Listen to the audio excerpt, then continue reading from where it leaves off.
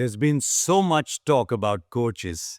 It's never a good thing, by the way, because I think the coach is a sort of quiet background person. But since there has been so much talk, I thought I'd address the issue of coaches. Look at what qualities players look for in coaches. This is based on what I've observed, what I've seen over the years, what I've seen with other leaders outside the sporting arena as well. What are the qualities that a good coach must have?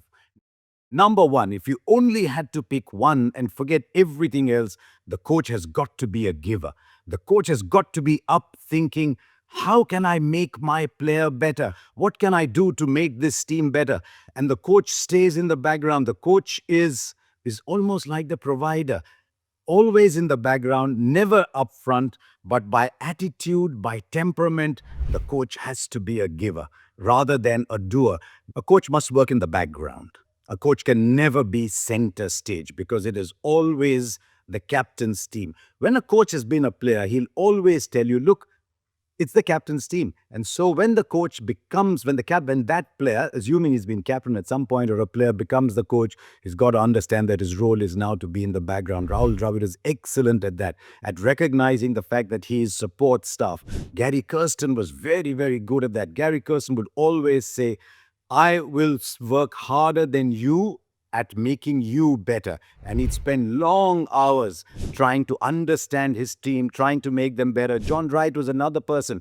John Wright and Gary Kirsten were similar personalities in that both had to work very hard to reach where they became the best players they could be, and so they understood what players were going through. And so they were givers, they were willing to work long hours, but more than anything else, they were always aware that it is the captain's team. Can you work hard at earning respect? You might have been a very good player in your time. Gary Kirsten has played 100 tests. Rahul Dravid was a legend. Ravi Shastri had achieved a lot in his life. But when you come into a side, you cannot come in and say, you know what, me so and so, come look at me. You cannot demand respect. The respect is earned by the little things that you do for others. Which brings me to the next point. Because you have done things a certain way, you cannot expect everybody else to do it the same way. There are certain qualities that work for you, certain attributes that work for you. You cannot expect that they will work for everybody else. Greg Chappell, for example, his thoughts on cricket are wonderful, astonishing, but sometimes I suspect struggle to understand why not everyone could be like him. So you've got to understand that each player is built differently. And one of the things you talk about in coaching, in leadership, is can you understand that each player is different? There are some players who are very good with challenges thrown at them. You look them in the face and say, I don't think you can. Come on, come and show me. And you say, yeah, I'll come and show you. And there are some people who maybe are a little bit more emotional, maybe a little bit more insecure. Can you handle their insecurities as well? Because you need them to be in a very good state of mind when you go out to play. That is where someone like Ravi was very good. You look at someone like Anil Kumble, someone for whom I have enormous respect. I just absolutely enjoyed watching Anil Kumble play. And through a combination of self-belief, determination, discipline, and extraordinary work ethic and team values, Anil Kumble became one of the greatest to have played the game. Can everyone be like Anil Kumble? I think Anil Kumble could have been an outstanding captain and coach if given a slightly longer reign. You must have tactical acumen. You should be able to solve the problems that players bring to you. In fact, you should be able to spot the problems in players before they bring them to you. But if they bring them to you, you should have the humility, I believe, to say, I don't think I've got a solution, but I'll find one for you. But yes, tactical acumen, judging where the game is going, but giving hints, because essentially it is the captain's team still. I think there needs to be a cultural fit too.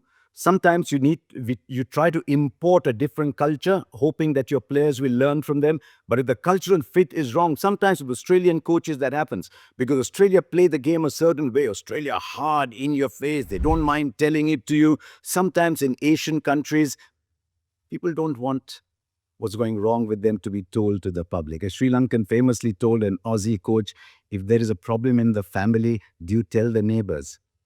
don't we try and resolve it in our house? So there's got to be a cultural fit, and I think it's a job of the coach if he's getting into a different environment or in a different era. That's what Rahul Dravid was very good at. Became a coach in a different era and understand that you have to understand that era, that era and those players don't have to come to understand you. And finally, there has to be a very, very good coach and captain combination. Saurav Ganguly was as different as possible from John Wright. They had many tiffs, they had many dressing room meltdowns. They always came back and worked together because, as Saurav told me, John was a good man and John wanted to do right for India. I thought with MS Dhoni and Gary Kirsten in the little while that they were together, especially in the build-up to the 2011 World Cup, I thought that camaraderie went on very well. Then you had two similar people in Virat Kohli and Ravi Shastri. Virat Kohli in your face. Ravi may not be as in your face on the field as well. He could be if he wanted to, but Virat Kohli had a certain desire. He wanted his team to be a certain kind of team. And for that reason, he needed a Shastri kind of person to be able to keep that messaging going. So that combination worked very well. I thought Rohit Sharma and Rahul Dravid worked beautifully because Rohit Sharma is a slightly more arm around your shoulder kind of captain. He's more analytics driven. Rahul Dravid is that kind of person. And it's what the players say to you eventually that determines how good you are. Rohit Sharma telling Rahul Dravid, no, I want you to stay with me till we do the 2024 World Cup. The Indian team lifting Gary Kirsten on their shoulders.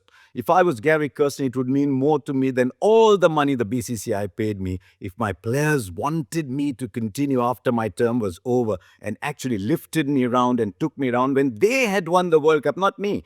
Kirsten didn't win the World Cup, the players did. But I thought, that is a really great indicator of what the players think about you. All right, those were some of the points that I thought were interesting. There's a couple more, and then I'll address the issue of Gautam Gambhir in the next blog. So thank you for watching and do subscribe to this channel.